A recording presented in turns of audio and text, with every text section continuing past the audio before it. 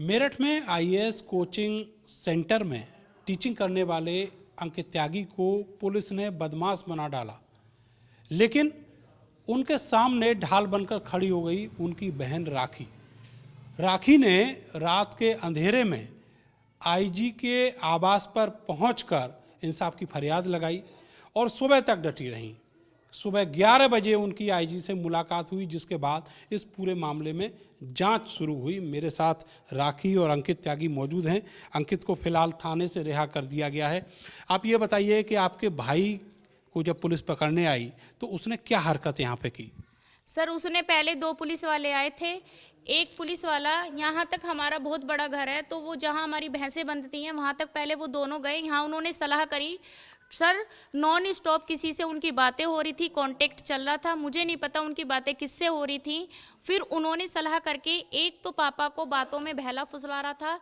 एक पुलिस आरक्षी वापस आया, उसने हमारे पास वीडियो है बाकायदा, उसने तमंचा रखा और तमंचा रखने के बाद उसने, हाँ जी, हमारी बाइक में, यहाँ 3 बाइक खड़ी होती हैं और 3 बाइक में, 2 बाइक में हमारे में बैग्स हैं, एक बाइक में बैग नहीं है। एक स्कूटी खड़ी होती है, ट्रैक्टर है, ट्रैक्टर के ऊपर कपड़े रखे हुए हैं। लेकिन उसने जिस बाइक की सूचना दी गई उस आरक्षी को, उसी बाइक के बैग में उसने तमंचा रखा और तमंचे रखने के बाद वो 2-3 मिनट यहीं खड़ा रहा, फ़ोन पे बात करता रहा। मुझे नहीं पता सर किससे वो बात कर रहा था। उसके बाद वो आगे बढ़ा, आगे बढ़ने के बाद वो वापस भग के आया, फिर वापस गया। फिर मेरे भाई को वो दोनों पुलिसकर्मी अभद्र व्यवहार से पकड़ते, गाली गलौज के साथ पकड़ते हुए वो यहाँ से ले गए। 10 मिनट हमारी उनसे बहस हुई कि आप किस दोषी में ले जा रहे हैं। हमने कहा हमारे पास सबूत है, आप देख तो लीजिए, पहले देख तो लीजिए कि हमारी बाइक में तमंचा था या नहीं, कि तुम्हारी बाइक से पकड़ा गया, तुम्हारी बाइक से।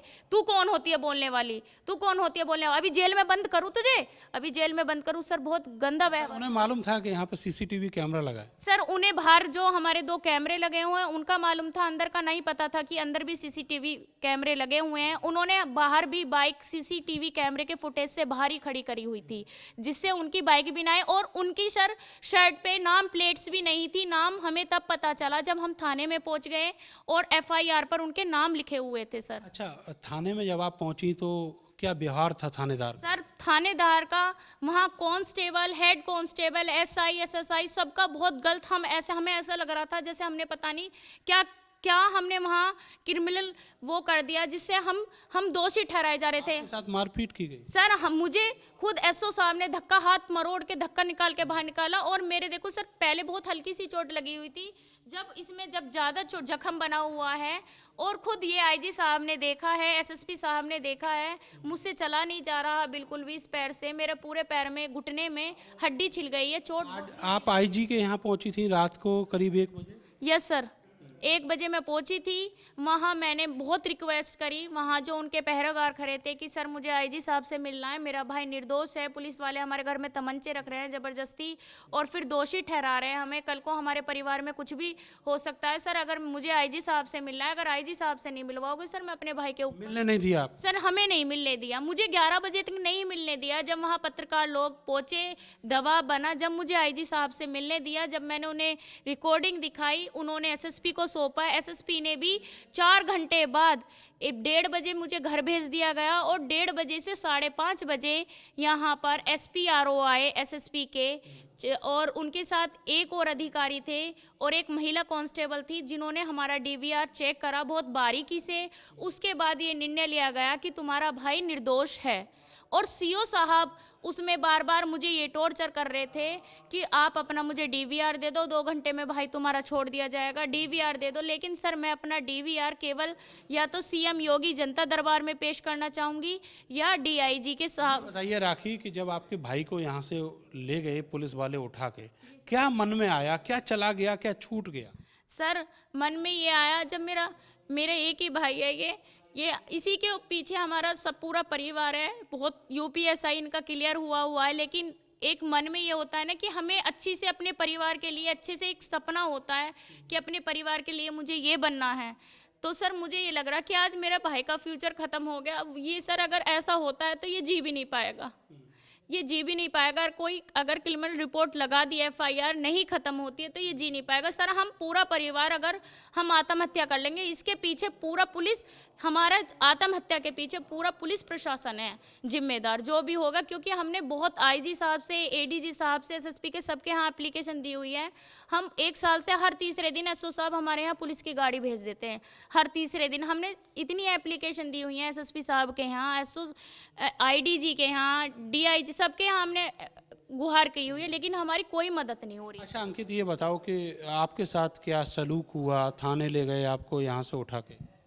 सर जब यहाँ से मुझे थाने ले गए तो उन्होंने मेरे साथ क्रिमिनल जैसा व्यवहार किया। उसके बाद में मैं बार बार उनसे गुहार करता रहा कि मुझे छोड़ दीजिए, मैं इनोसेंट हूँ।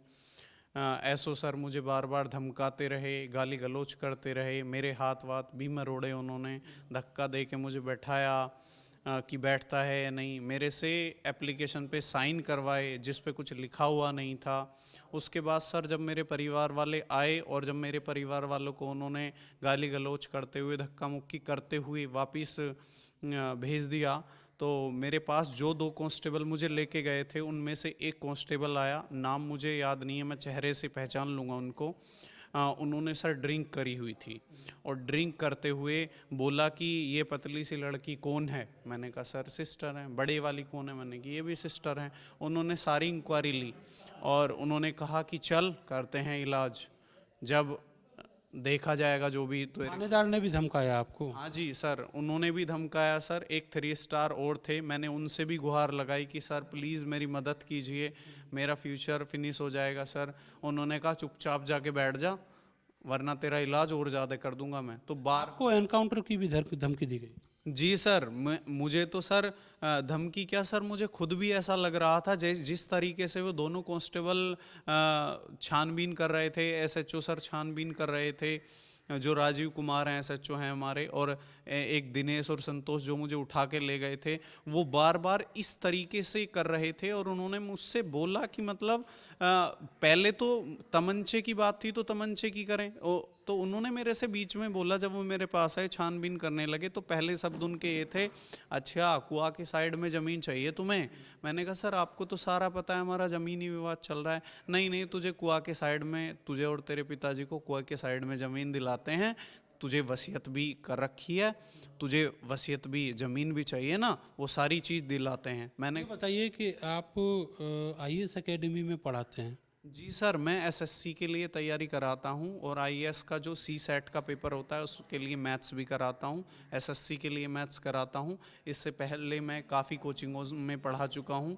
मेरे अंकल हर ने मेरे खिलाफ़ में काफ़ी एप्लीकेशन दी हुई हैं, मुझे बदमाश साबित किया हुआ है। खुद भी तैयारी कर रहे हैं? हाँ जी सर, मैं खुद भी PCS की तैयारी कर रहा हूँ। क्या बनना चाहते हैं आप? मैं सर PCS ऑफिसर ही बनना चाहता हूँ, ताकि जो मेरे साथ आज मुझे फील हुआ कि मैं पिछले लगभग 36 आवर से मैं अभी तक सोया नहीं हूँ, मैंने अभी तक भी कुछ खाया नहीं है, मेरी तबीयत ख़राब हो रही है, मैं मेंटली बहुत परेशान हूँ कि मेरे साथ में क्या हुआ। मेरे अभी भी ये नसें ऐसे हो रही हैं कि पता नहीं तेरे साथ क्या हो रहा है। वहाँ भी मैं बैठा मुझे ठंड भी लग रही थी, लेकिन वहाँ कोई सुनने वाला नहीं था। जितने भी अधिकारी थे सब मुझे टॉर्चर कर रहे थे, बार बार आएँ, बार बार पूछें, बार बार आएँ, बार बार पूछें।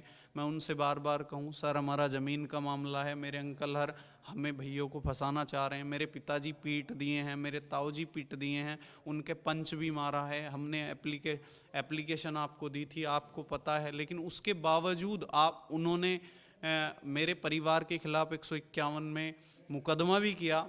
पुराना विवाद ये आपका चला आ रहा है और ज़मीन से जुड़ा हुआ विवाद है, पैतृक संपत्ति है उससे जुड़ा हुआ विवाद है, बंटवारे का विवाद है, जो अमूमन किसी भी फैमिली में, किसी भी गांव में, किसी भी घर खानदान में होता है। लेकिन पुलिस ने इस युवा को, जो एक मेधावी छात्र होने के अलावा IAS कोचिंग एकेडमी में शिक्षक भी है, उसको बदमाश बना दिया।